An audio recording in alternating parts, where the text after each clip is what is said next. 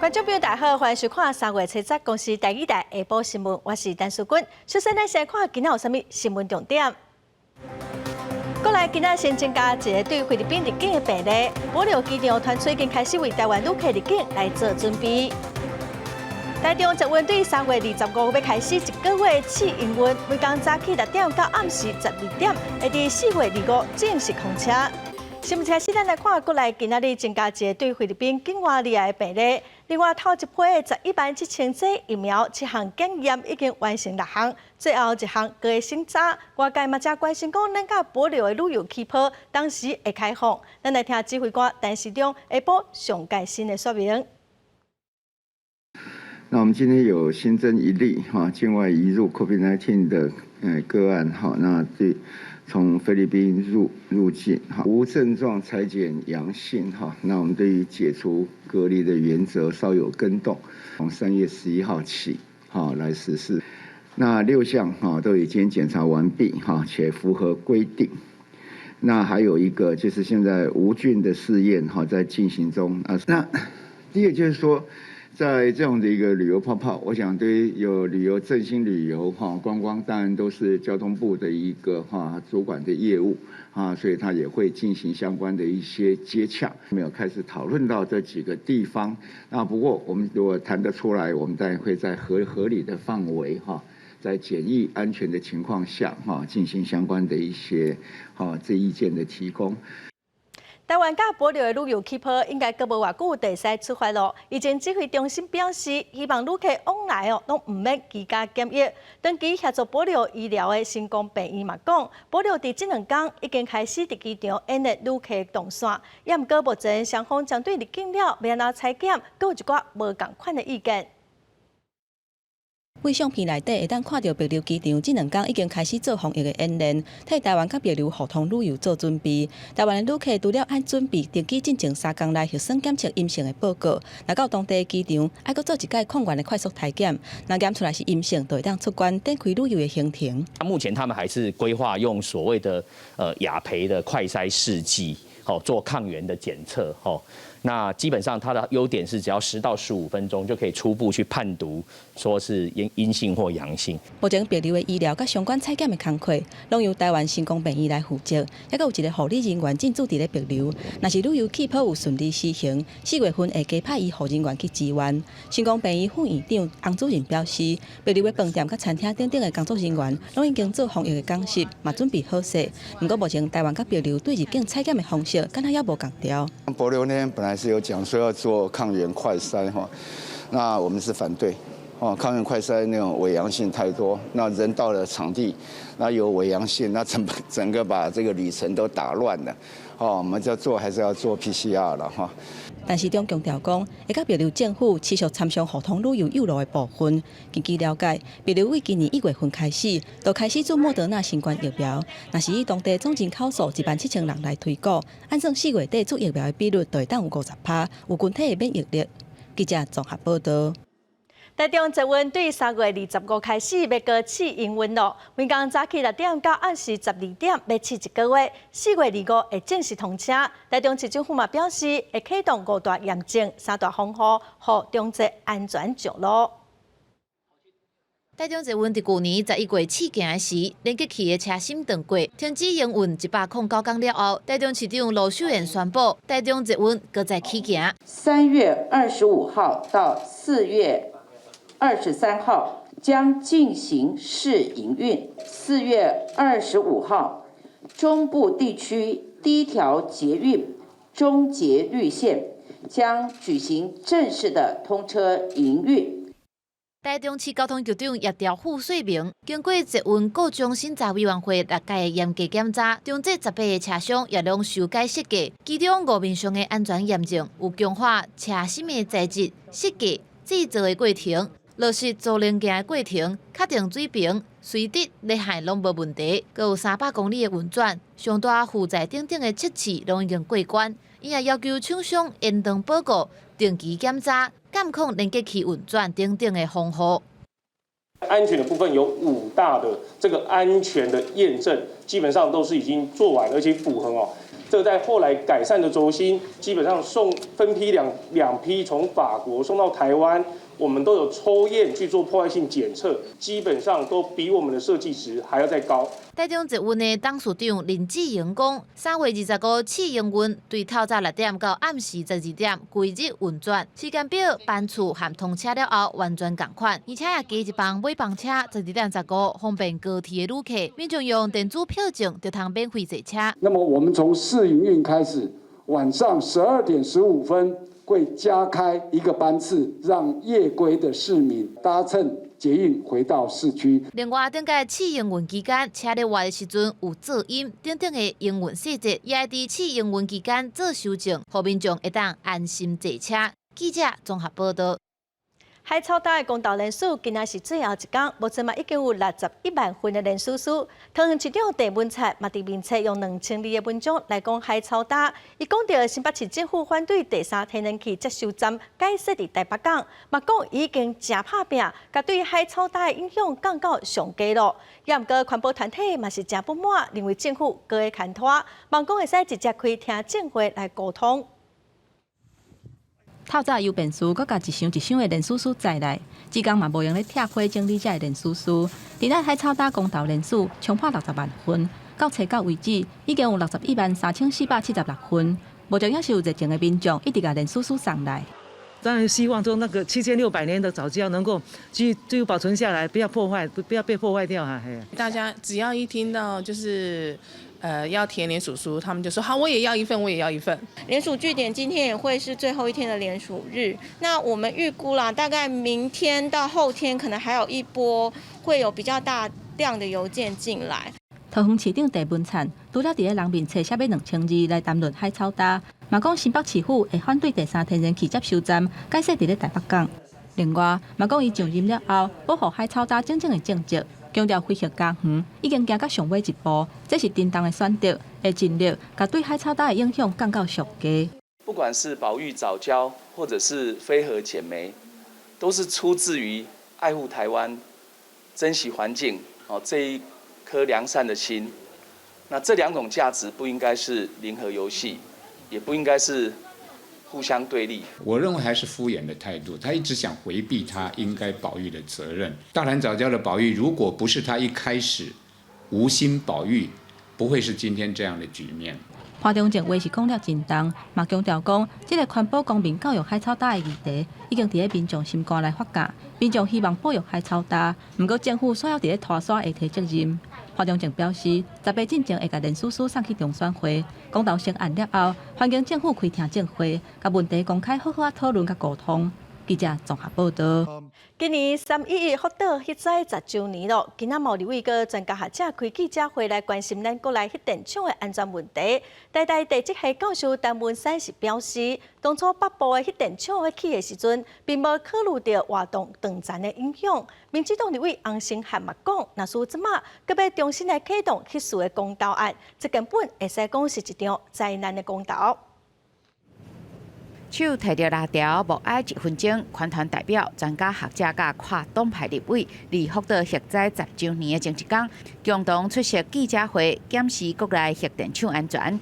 台大地质系教授陈文山重申，核124厂兴建之初，并毋知影有活动的断层，后来才发现有。伊讲，即卖核电厂安全系数伤过低。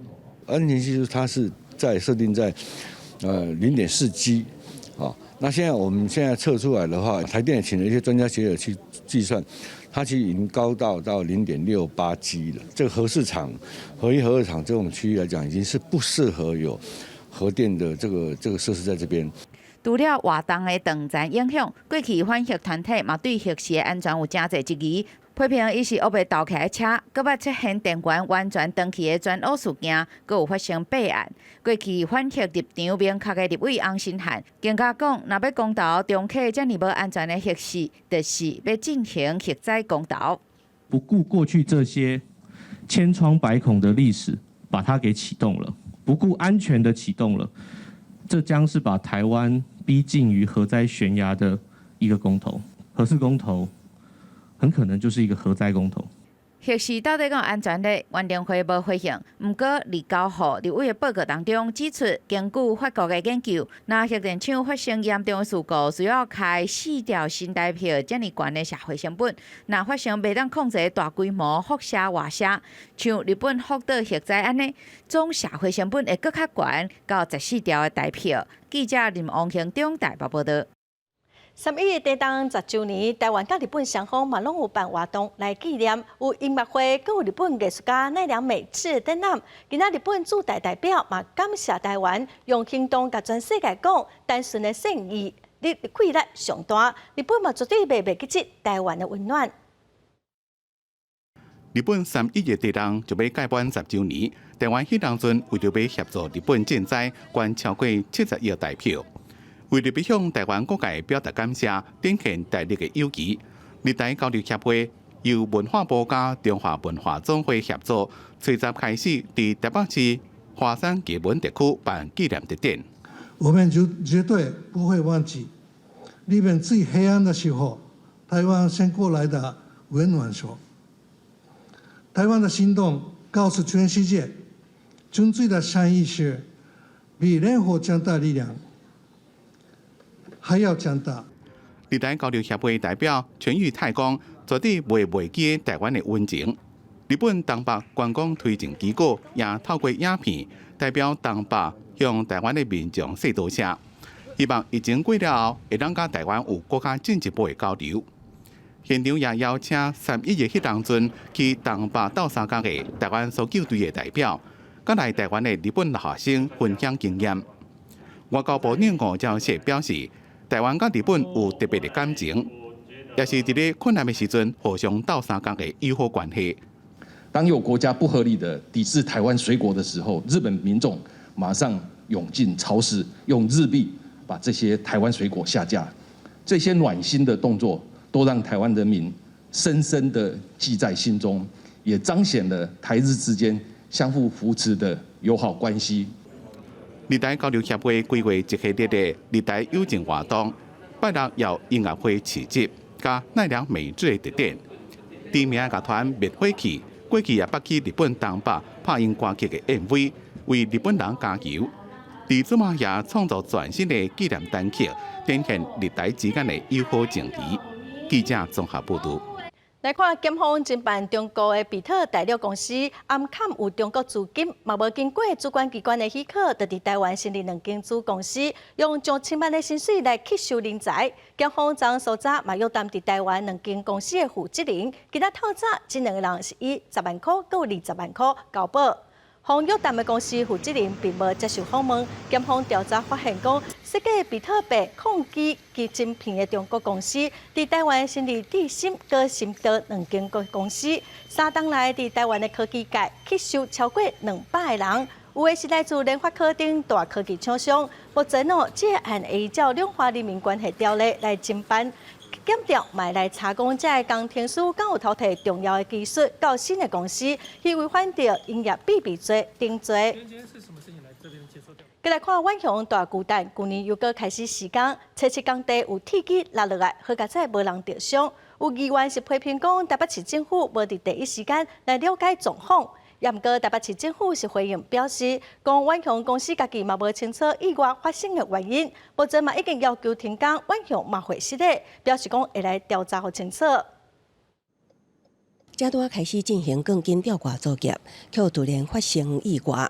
原本白做火钢筋位悬的所在燃起，降害风雨为离。这个画面全乎路边的行车记录器翕到。当地施工的大巨蛋车市在集团出工安事故。好在当时无人车经过，无造成伤亡。也毋过，市机关即期，台北市政府无伫第一时间掌握相关信息。那发生这样的事情的时候，他看当下好像没什么人注意到这件事情，因为当下周边那个刹那是没有人的，他们就会觉得那没关系哈，装没事。可是这其实是罔顾了我们市民朋友的生命安全。觉到非常的遗憾哈，因为公共安全是唯一最重视的目的哈。他们认为那个是他的下游厂商在施工，所以远雄也表示不清楚。可是我们要求他立即要查明哦。北市府讲，晚上不未清楚公安意外。目前已经要求停工全面剔查，也毋过机关即期大巨蛋一直突袭，市府无尽到监督责任，应该随调查处案。阮乡发声明指出，更丁大概所在伫工区内，部分挂伫施工会议上，并且超出工区的范围，为此会失礼。佮针对事故救济，台北市长郭文德认为，只要出问题，就先停工。公安还是重要嘛，有错就一定要你有出现公安问题，就是要检讨啊，一定要停工，调查清楚，改进思想所，再复工嘛，就是按照 SOP 走就好了。这件公安事故也爆出北市府无针对大巨蛋的施工日期详细勘查，对此北市府回应，营运契约无要求阮乡特工送施工日期，将会要求建管处查核。记者综合报道。咱再来看高雄市伫2月底推出青年创业贷款，佮有补助，有4000万的预算。结果说出现有中人讲伊收3成，就会使保证讲一定申请会到。青年局嘛提醒民众，千万唔通互骗去。因为最近青年贷款的申请甲补助是非常的踊跃，民众是亲身走一抓市府。青年局最近逐工接到上少50通的申办电话，说嘛出现有人想要骗民众申请的补助款。伫面册也是其他的社群铺着广告的文章，讲只要找伊代办，合法的补助金额会当提悬，嘛会当加紧着速度。有人是险下哄骗。像我们这种刚回来高雄，刚想要去创业的人来说，会觉得说非常的痛心，怎么会有这种类似像黄牛的那种概念啊？说的20万来说好了，给3成是30%呢，不是3%呢？对啊，是直接抽6万走了呢。青年局统计，最近2礼拜卡来查证着代办的电话已经有10几通，提醒民众莫伫咧资讯无对等的状况之下哄骗去。政府提供着贷款也是补助，拢有专门的人负责，袂另外来收钱，嘛绝对无甲其他的业者来合作。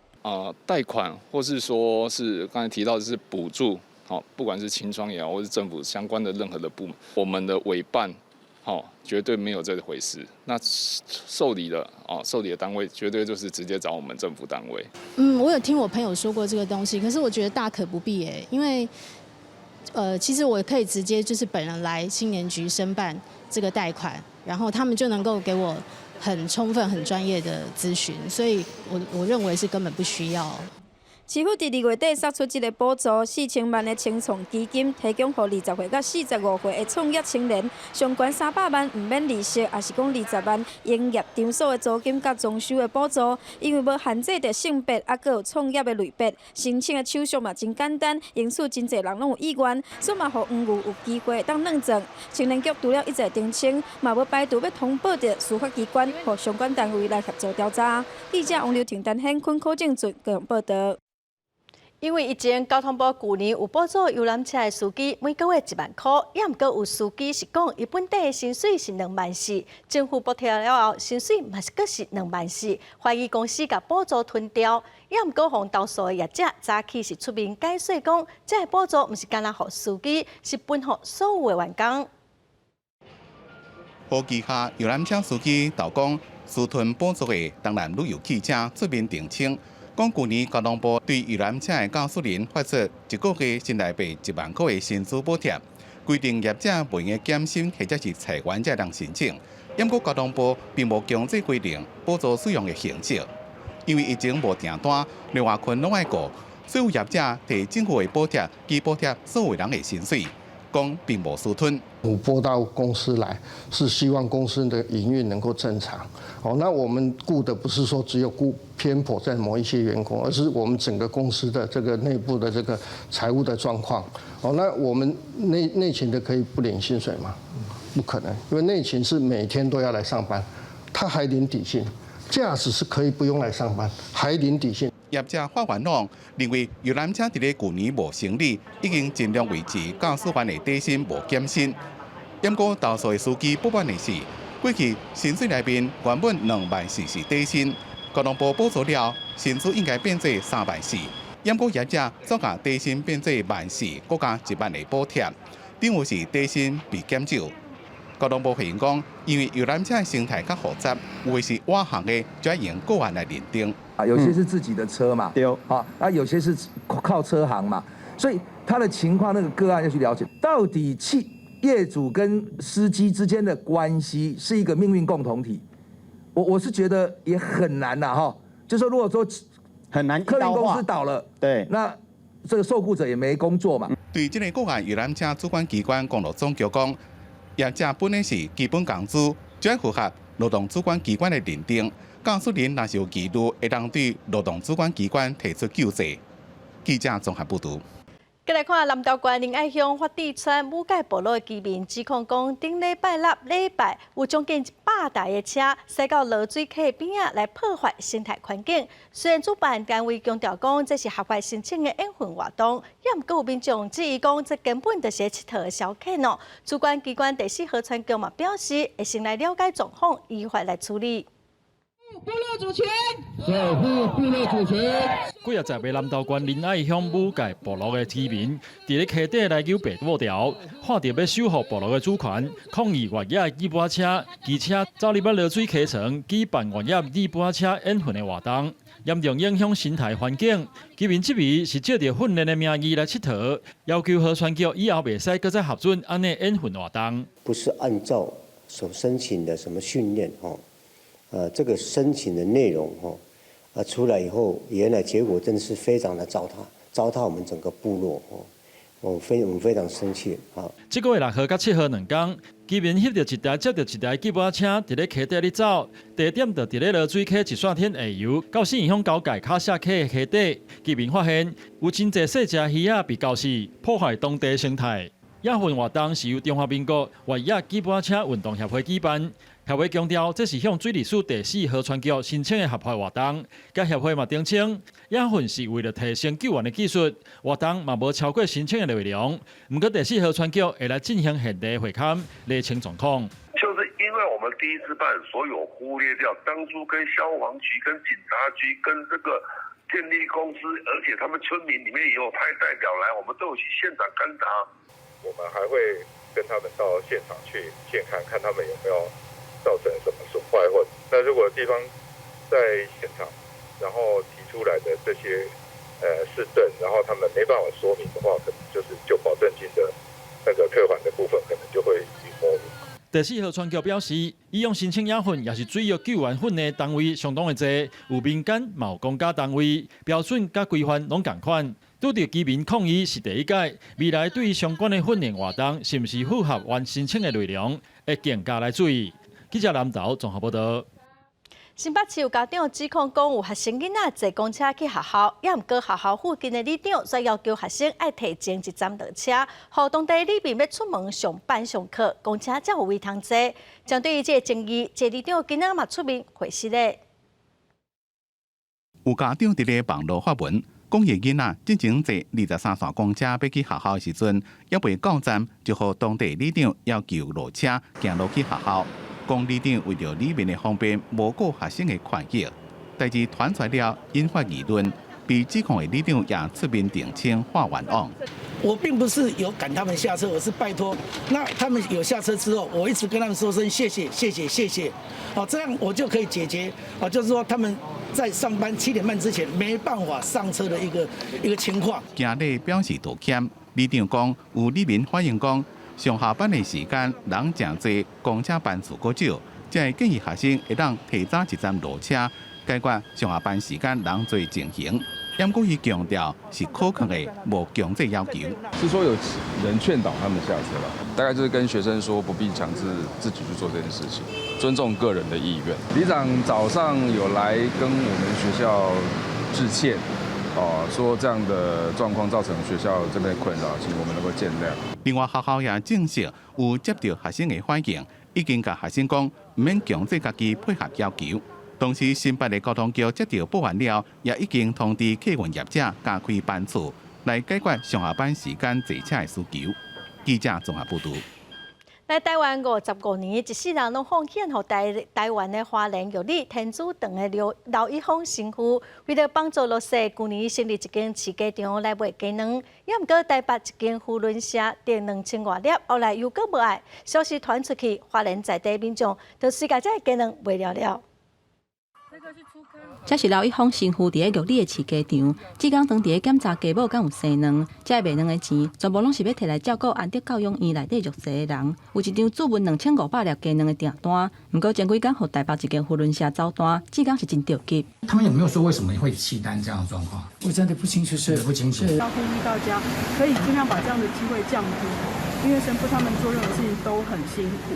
加在走单的消息传出来了后，花莲县政府甲花莲市公所等等的单位拢打电话来注文，2500粒的鸡卵真紧就卖了，甚至还佫有提早注文的，互新妇是真感动。我们花莲人真的很有爱心，昨天看到消息一出来，马上鸡蛋就卖光光。我们一天大概会有250颗左右，那原则上大概1天到2天之内就会全部都卖掉。目前预购应该已经到下个礼拜了吧？下个礼拜。福伦社的社群网站开始出现侪网友批评讲，因都爱替因走单的行为出来回失礼。不过刘一峰新妇是呼吁大家唔通去责备任何的人。台湾人真的很慷慨，知道我们这边是一个弱势的团体，在半天的时间就全部都卖光了。台湾人真的赞的。刘一峰新妇伫咧法国巴黎出世，1966年来台湾服务到今，2017年摕到中华民国的身份，伫咧花莲玉里开安德启智中心。这个农场生产的鸡卵卖的钱，都是要用来照顾身心障碍的人，提供因工作机会的所在。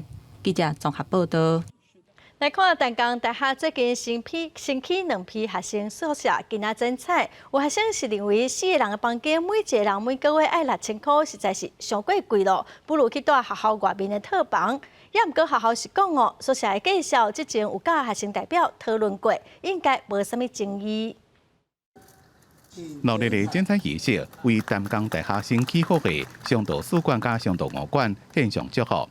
学校内面的学生大概24000人，宿舍比例伫咧12%到13%之间。过去学校想尽办法要增加宿舍的比例，也毋过困难真多。即便是开1亿2000万，自原本的高级员宿舍进行改装，总共增加260个床位。最近3年一直在寻求，在我们校外附近看看有没有整栋可以跟他签约把它租下来的，都是没有办法达成所以我们想。怎么样能够把我们学生宿舍的比例增加？要入去，爱透过人面辨识系统，内面的装潢拢是用柴，建造出温馨的气氛。学生正好奇伫咧看每一种房型甲公共空间。宿舍自3月初8开始试营运，开放予人申请去体验。已经提前住入去的学生感到真满意。也不有学生认为4人房每一个人1个月租金按6000。不如去外口做小套房，空间更加大。最大的落差的话，就是厕所跟厨房，对，还有那个公共空间。因为通常公共空间的话，在原本的女宿的话，比较不会去使用。以学校现在这样子6、7千块，其实去外面可以住小套房，可以住更好的，所以可能学校要想办法改善，不然这样子大家会很吃亏。像上道馆女宿舍一学期爱12300，上道4馆甲5馆1个月6000，价钱是有差。也毋过校长讲，租金偌济，伫咧讨论的过程中，学生代表拢有参加，也会当接受，认为这已经是真实在的介绍。记者综合报道。来看屏东县政府领先全国，伫屏东县的伫田乡设一座户外无人机考场。这考试场未来嘛提供无同款的产业、经济，也是科技农业来做创新人才的培训场地。咱嘛做伙来看卖。伫咧台湾头一座无人机的标准考场内底，已经摕到无人机学习操作证的屏东县长潘明安，嘛伫咧现场操作喷农药的无人机。我想无人机是一个新兴的产业，那对于环境、治安、交通，它都有它一个，包括产业都有很大的贡献。这是专业无人机操纵者的表演。屏东县政府起头一个国家认证的无人机标准考场，让足侪乡亲感觉足新鲜。因为我们可以有一个合法正式的飞场，可以来这边做休闲，然后考取证照。我们这边竹田飞场呢是位于河川地，那这一边呢，因为是在一个河川的一个转弯处，它的风呢比较小，所以它基本上这里是一个非常飞行条件非常好的一个场地。县长表示，县政府就拍拼，摕到土地，家己备办850万的工程费，搁开5个月完成无人机的训练机场。把屏东的地形地貌、那特有的环境条件性的优势，作为我们在未来发展无人机考场国家认证的标准考场呢，来做施设。那也是台湾第一个标准考场。县政府表示，未来伫遮会当作民众游乐、产业也是科技创新农业训练的所在，但是大省会提供可照使用。记者综合报道。文化部委托中央社执行的国际影音平台前导计划3月底到期。文化部长李永德早起伫立法院嘛讲到，未来一年10亿个国际影音平台会采取限制性的招标，嘛邀请公共电视来提案。也毋过最后的结果嘛是爱交予审查委员会来决定。6支高高站约未保人，在野党立委用媒体标题文化部高官大逃亡，想要问文化部长李永德是发生啥物代志？李永德讲，就是有人退休，有人辞职，一切拢有照庭事保人。尊政处李正辉也是等庭事完成了后就会上任。新任的文化部政务次长由故宫的副院长来担任哦，会不会就是为了要整并故宫，成为文化部辖下的一个这个机关？这完全没有关系，我可以100%保证。他本身过去也曾经在文建会待过，所以对文化行政是非常熟悉的。李永德驳回讲，李正辉接政处甲故宫的合并完全无关系。伊也讲，其他的职缺伫4月时都会有8成的人上任。若媒体问到一档11个国际影音平台会用啥物方式招标，李永德讲，内部伫法律上采限制性招标，若确定了后，就会发函邀请公司。公共电视，他董事会通过这个没有？其实他愿意承担这样一个国家的责任哦。那么我们也觉得非常的欢迎啊，所以我们先邀请他。那么因为这个部分如果公开招标的话，的确会造成未来的问题啊，就是说，包括就是说，今年如果是这一家，明年招标以后不是同一家，那变成经验没有办法累积了。李永德解释讲，用限制性招标，唔用公开招标，是要避免经验无法度累积的问题，也为着莫引起政府干涉媒体的疑虑，而且公司提案的时阵，做伙提出制度的公约。假使公司摕到主导权，也期待因会甲中央社、中央广播电台合作，发挥各自的专长，组成国家队向国际发声。记者综合报道。昨晚大法官针对原住民大林王公路的拍烂进行严肃辩论，农委会嘛讲尊重原住民的文化，按说要修法，让原住民会使掠保育类的野生动物来食，也毋过动保团体是无法度认同。布农族的王公路甲几落个原住民团体，一透早伫司法院门口用官网烧龙烟，象征拍烂文化无罪。现行的法律违宪，尾啊，王公路也伫咧宪法法庭强调，当初为着要诱惑老母去山顶拍蜡，无想讲被判刑。或在狩猎的一个规范，以及信仰上的一个核心呢，都是针对大自然所有动物是共生共荣。对王公路因为8年前提矫正枪杀野生动物。和最高法院判3年半的失宪案，辩论庭内面，农委会代表讲，已经针对野生动物保育法提出修法的版本，甲捕猎保育类的野生动物去宪化，改制罚款，也伫法条内面加入自用，即会期会报送行政院，若是通过，也就是保育类的动物以后会当做适当的捕猎，也毋过引起动保团体反对。政府应该要有适当的管制，那这个管制就包括事先的申请、事后的报备，不应该扩大到它的自用，那不应该扩大到完全政府不必管制。在全世界的这个原住民的狩猎当中，其实也是包含保育类，甚至要有原住民的这个狩猎文化，不是单单看到生命的杀戮这个行为，而是整个狩猎文化的实践，其实是有助于整个族群的延续。法律辅助基金会律师讲，根据林务局的资料，野生动物的群体数量并未因为拍蜡减少，未当认定原住民拍蜡甲动物保育有冲突。另外，争议也包括拍蜡爱事先许可，而且爱登记种类甲数量。也毋过原住民去拍蜡根本无法度事先知影会拍到什么动物。农委会讲，相关法令会做调整。记者综合报道。古早人讲，大只鸡慢啼，这个观念是无介正确。若是幼囡仔发展了上过慢，3岁之前是真重要治疗的黄金期。民间毛基金会以一寡案例来甲家长讲早疗对囡仔的重要性，家长就爱特别注意。甲因妈妈做伙伫咧店佚佗。这个3岁囡仔看到真活泼、真古锥，真好想象伊出世的时阵，敢若有23礼拜，500多公克尔。因为早产，肚边的脑受到损害，喙、骹甲手的功能各样。这3年来，差不多拢伫咧做复健。像那个语言治疗有教我们做一些口腔的按摩啊，然后或是一些口腔的刺激，因为他就是左脑伤，还有影响到他右侧的神经，然后我们就是有配合治疗师，我们就是会固定把它拉紧这样子。经过专业教保人员的协助，伊目前已经会当理解简单的生活指令，也会当发出简单的语音，甲大家互动。医疗基金会表示，为0岁到3岁是发展较慢的囡仔黄金的治疗期，不过除了资源无够以外，有不少个案是因为观念等外界的因素，所以无要以早期疗育的重要性。蛮多家长他们其实怕孩子被标签化。然后就没有办法去接受这样各个资源。如果比较接受孩子的状况，那他相对于孩子的一个疗愈的部分，那他也可以跟我们老师配合得很好。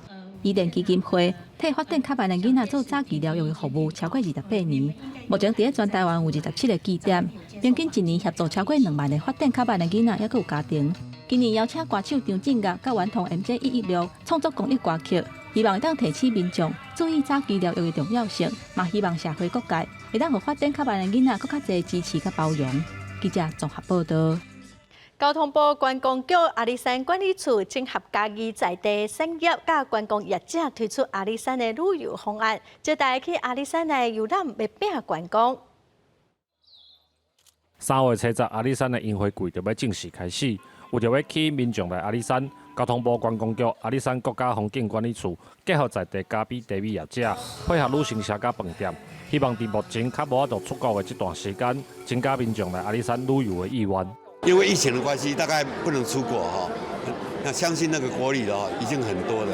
好，据我们统计，大概游客人数比去年大概增加3成左右。大家还是担心疫情没有办法完全恢复到最好的那时候，所以嘛是最需要外围的人去咱嘉义县市阿里山这来佚佗。针对阿管处要增加阿里山旅游的做法，在地社区协会甲产业拢表示真认同。不过嘛有人认为，目前当着时的国内旅游，总有一天会搁平静落来，嘛要思考未来的规划。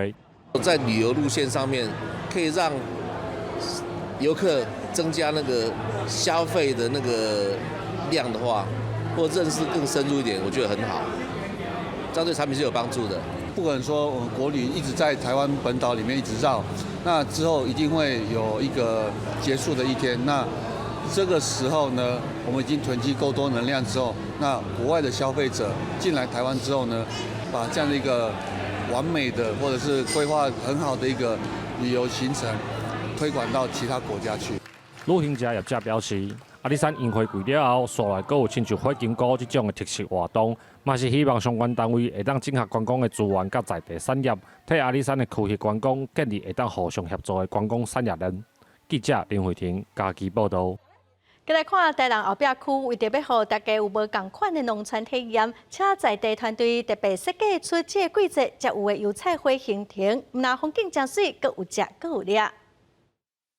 台南后壁区为着要行销在地的风情，伫天冠稻仔土地顶冠种各种花，嘛请地方的工作社推出油菜花的行程，让大家来遮佚佗。我们有客制化非常多的油菜花的旅游行程，那也欢迎大家来农村去体验这些所谓的田间小游戏，或者是我们可以来赏花，然后以及我们可以品尝独有的油菜花风味。工作社表示讲，这唔但会当赏花，阁通耍一寡游戏，地互民众对农村是无聊的印象。在地农民也真感谢团队的用心，欢迎大家来遮翕相拍片。真用心咧建设咱后壁乡，甲这农地种一寡这油菜吼。种甲遮水安尼，真值得大家来遮参观，来遮欣赏，来遮拍片拢会使，甚至若要来拍婚纱摄影也可以啦。来遮耍过的民众拢感觉真新鲜。社区的总干事也表示讲，欢迎大家天气好的时阵来遮行踏，体验田庄的旅游。记者综合报道。佮来看孟加拉这个国家台湾性别人口大约有150万人，也毋过因社会对这议题阁真保守。今年妇女节，孟加拉头一位台湾性别主播西施尔头一遍出来伫电视台报新闻，用行动来展现性别平权的第一步。自信的眼神，经济伪装，孟加拉第一位看性别新闻主播西施尔，特别妇女节头一摆对全国观众报新闻，3分钟的快播完美结束，面对同事鼓励破声，伊欢喜甲流目屎。I was trying to overlook. আমার মনে হচ্ছিল পারফরমেন্স মঞ্চে কাজ করতেছি, সামনে হাজারটা দর্শক বসে আছে, ওইভাবে কাজ করছিলাম, কিন্তু ভিতরে প্রচুর মানে হার্টবিট ছিল। যখন শেষ হয়ে গেল মনে হচ্ছে ইজি, পারবো, আরো ভালো কিছু করতে পারবো, কনফিডেন্স বেড়ে গেল।西施尔10月份时阵，就发现家己是查甫心，成长过程受到霸凌，甚至性侵，捌失败自杀未遂，也互爸母赶出家门，家己只能靠大毛生活，哪接受荷尔蒙的治疗，哪从事自身甲剧场工作，并且一直认真读册。今年1月成为公共卫生学院硕士班的学生，也毋过伊无新闻相关背景，应征主播4月碰壁，只有即马这个事情为青病毒有勇气录取伊。আমি চাই না আমার কোনো কমিউনিটি মানুষ পরিবার ছাড়া থাকুক, কোনো মানুষ তার জীবনে কোনো মানবত জীবনযাপন করুক, সেটা তার স্ব যোগ্যতা ভেদে তার স্ব যোগ্যতা সে কাজ করুক।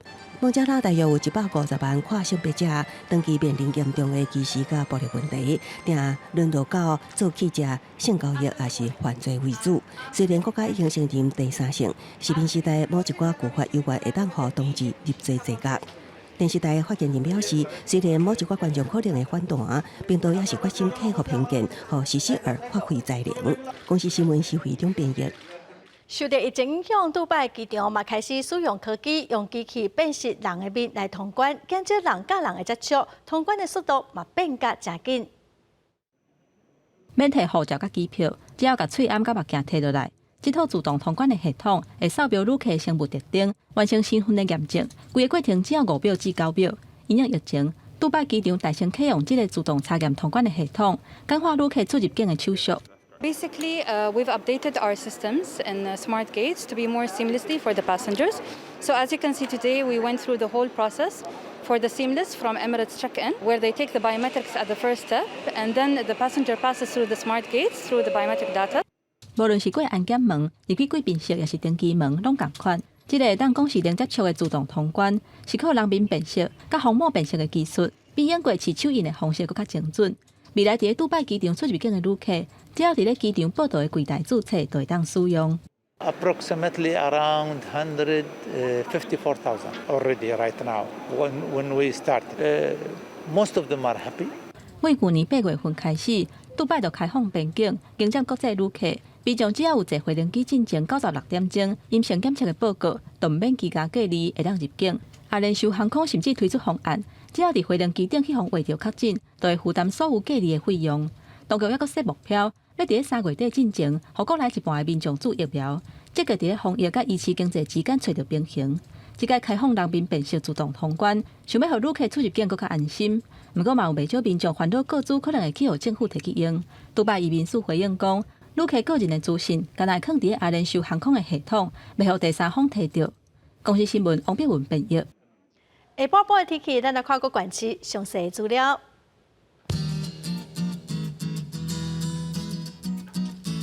北部地区上低19度，上悬23度；中部地区上低23度，上悬28度；南部地区上低23度，上悬29度；东部地区上低19度，上悬24度；外岛地区上低13度，上悬21度。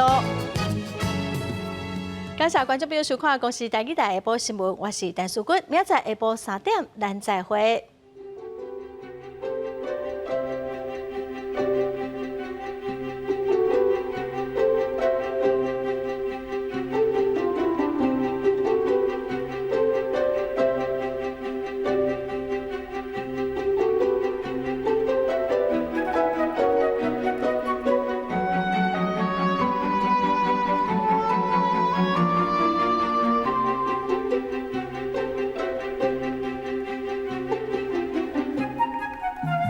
了。